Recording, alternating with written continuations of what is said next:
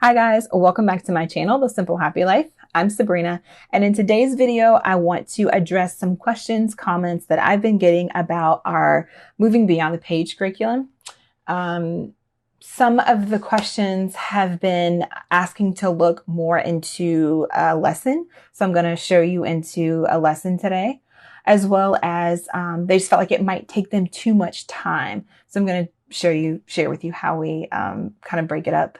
And then for those who have looked into it, they felt like it was really worksheet heavy. So I'm going to show you how we do a lesson and how we really don't use all of the worksheets. I have nothing against worksheets. I think that they are a great learning tool, but they are not the only tools. And so I want to show that and share that with you today.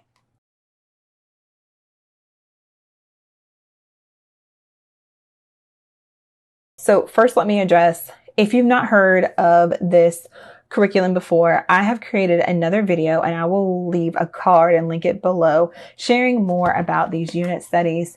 Now, we use both their language arts and social studies science curriculum together. You could use a book from either or, but I like how they work really well together. Now we're still working our way through this first concept of environment, but we've already done tornado and amazing weather, which was amazing. The boys really enjoyed that.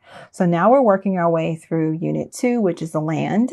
And so in language arts, the boys are reading Sarah Plain and Tall, and it has its own workbook or own teacher book. And the worksheets for your students are inside. Like I said, I'll link that video and their website so you can look more into this curriculum. But for this video, I just wanted to show you into a lesson since that's what I've been getting questions and comments about. So that's language arts. So let me address the time. We do an hour in each a day. So I will do 20 minutes. This is a 20-minute timer. We will let this go for 20 minutes and then we'll take a 5-minute break. We will let this go for another 20 minutes, take a 5-minute break, another 20 minutes, take a 5-minute break, and we're done. Whether we finish the lesson or not, which we usually do sometimes before the hour is up, and we move on. So that's how we do that. So I don't feel like it takes a lot of time, especially because I'm doing this with both of my guys. So that is how we do the time. So I don't feel like it takes us an extremely long time to work through. Now, let me show you into a lesson and how we use some of the worksheets and don't use some of the worksheets. So let me show you into lesson 6, which is something that we worked our way through this week. And I really like how they kind of give you the big ideas and the skills that you want your kids to take away from this lesson. Now it's broken up over 2 days and they have activities that you're going to be working through. So this first activity says regions of the U.S. and they want you to talk to your children about how the U.S. is divided into 5 major regions. And then you're going to talk about states and capitals. You're going to also discuss U.S. landforms and bodies of water. Now, on day 2, you're going to talk about weather in the U.S. and then you're going to look at a resource map, and I'll show you these worksheets in a second. And not every activity requires a worksheet, but many of them do have one to go along with it. And then activity 6 is my state, and they're going to make a map of their state. Now we haven't done that yet, but we're going to do it, and I'll tell you about that in a second. So not every, like I said, activity has a worksheet, but many of them do. So for activity 1, you've got regions of the U.S. And then for activity 2, they have a list of the states and the capitals here, as well as these little pages where you would cut out the capitals to match the states, and you color them and you would make a matching game. So that is, would be fun for a lot of students to do. And then you would look at the U.S. landforms and bodies of water. And those are the worksheets that you would do, the things that you would do for day 1. Now, I know my kids, they don't like cutting out things. So that's not going to work for us. And I felt like that would take a good amount of time. So we didn't do that. So what I decided to do was kind of break this up in a different way. So we talked about the regions of the U.S., state capitals, and U.S. resource map by playing the game of states. And my kids really like playing games, and we love Gameschooling. I feel like my guys learned so much through this. So we didn't do the worksheets as intended. I'll show you how we used them. So for the regions of the US, see my beautiful coloring? I just colored it. And as we played the game, let me open this up. As we played this game, if they landed on a state, I would just ask them to tell me what region that state was in. And so I felt like that was more reinforcing as we played the game for them to, tell me, we just had this worksheet out so they could identify what region it was in. So if they landed on Texas, they could be like, oh, that's in the Southwest, right? So that's how we work that out. And so that was, again, reinforcing. Now for states and capitals, with this game, there's also money, which is a nice way to incorporate some math in there. They have these cards. And so I guess we're going to keep talking about Texas here. So if they landed on Texas, they would share the state's nickname and the capital, and we talk about the resources. So not only are we learning the capital, we're also addressing that other activity where we're talking about resources within different states in the US.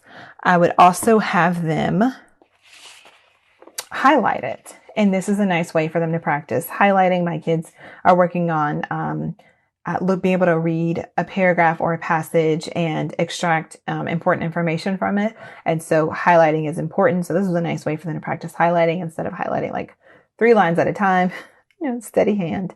So I would just have them highlight whatever state that they landed on as we played in their capitals. And so they could identify it that way. For me, guys, I don't feel that my kids need to know every state capital. I feel like it's important for them to know what capitals are. I feel like it's important for them to know how to use a map so that they can identify where the capitals are.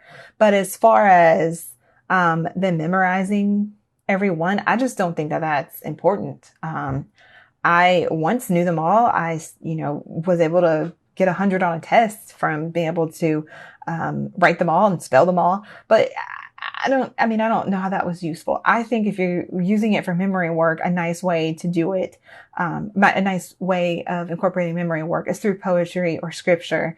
And that's something that your kids can draw on in times of, in hardships or whatever, right? Or just fun to do. I feel like that's more fun to memorize a cute little rhyming poem about the weather or nature versus memorizing states.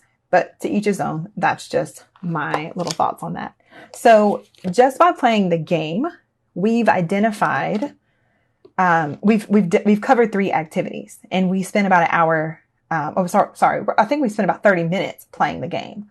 And then after we played the game, I had the guys use their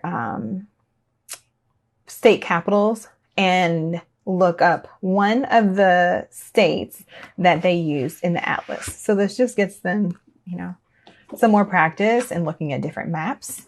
So they came in here, they looked at the table of contents. Hey, I had Colorado. Colorado was in the West.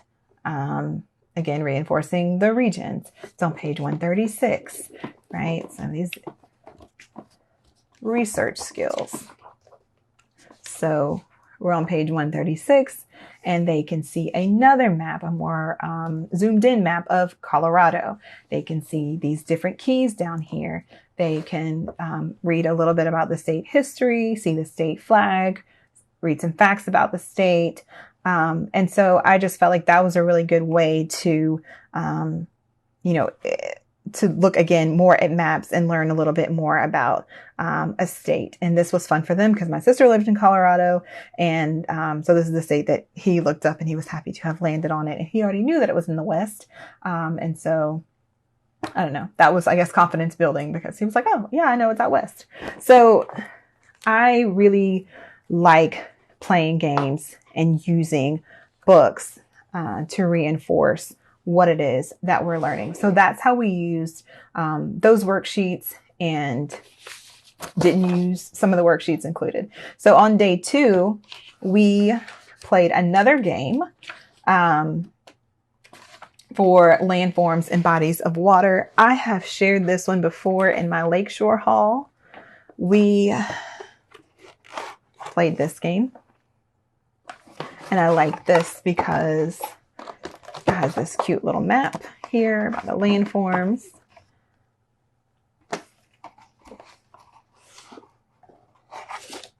You can see that. And then they've got these little tokens here. And then they've got these cards that we use to play. And you could just have them read through the cards and look at the answers, because the answers are here. Let's see. It's kind of hard for you to see. Is that better? Yeah. So you can see there's questions on the cards, and we play the game. So they're learning a lot about landforms this way. And I felt like it was a nice way to discuss that instead of just looking at the worksheet. And because really some of these activities could be a whole unit study within themselves. So this was a nice way to move quickly through that, but I felt like get a little more in depth with it. Now for the next activity of climate, we didn't color the worksheet here, where they could color the key and then color in the worksheets. We decided not to do it that way. Sorry, I have a kid peeking in at me. Almost done, sweetheart. We decided to use this book, and y'all know I love a DK book. So this is Where on the Earth Atlas. So it opens it up, and we just use the North America section of the book. We use this for landforms, and they could see as I showed them this. I didn't print it out. Let me back up. I didn't print it out. We just talked about it, and I showed them to it in my teacher's manual. And so we saw the Appalachian Mountains. We have the Appalachian Mountains here. And we talked about, here's the Grand Canyon. Where's the Grand Canyon? It's out in Arizona. And then we talked about it here. And then they have a really beautiful image of the Grand Canyon in this book. So we, stretched out on the floor, and we looked at this a little bit more. And then for climate, just showed you that worksheet where they would color the key. We didn't do that. We used this map, which was really cool to see. They could see, man, it's really sunny in California because we're learning to read the key. And that is the whole point of the lesson to me, is to be able to look at maps and understand how to use them. So we've looked at a lot of different maps, and they're learning how to use the key. We also looked at this book because we're reading Sarah Plain and Tall. The setting is on a farm, and it's important for farmers to know about the weather in the region that they live in, so they know when to plant and harvest their crops. So we took some time to look at the key through here and kind of talk about in our region of the US, when would the farmers start planting? When would they start harvesting their crops? So that was a really nice way to enforce that and see another map. So you get where I'm going here. This is, I feel like, a really good way to not just do the worksheets, and you can still use this program or any program.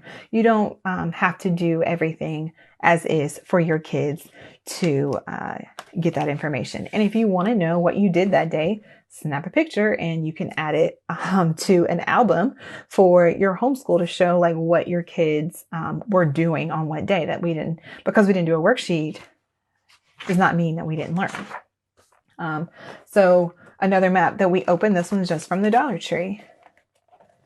It might be hard to open right now, but we opened this up and looked at this map, and we talked in the previous lesson, we talked about longitude and latitude. So we reviewed that, and it was a great lesson. I feel like they learned a lot. So that is how we work our way through the lessons. We spent 2 days doing that, playing games, looking through books. We also watched a YouTube video on landforms as well. And so I had, I'll probably share these in another video, more of the resources that we used. But for this particular lesson, while I was kind of cleaning up and transitioning into setting up for another lesson, I had them look at these type maps. This is from the Target Dollar Spot. So you don't have to spend a lot on resources. And these were just some landmarks. And so they identified that. And here was the little key for that. And then they played with this map, if I can reach it. It's an interactive map and it makes all kinds of noises, which is fun for them. I can't open it up right now on this table, but they could learn a little bit more about the climate and fun facts about the different states and their capitals. But yeah, I think that's it. That's all I wanted to share to kind of address those comments and questions. I hope that this was helpful and not overwhelming. If you have any questions or want a little more clarification on something, please comment below and I'll respond to you there. You can also follow me on Instagram if you want to see what we're doing more day to day, and DM me there. I'm pretty responsive there as well.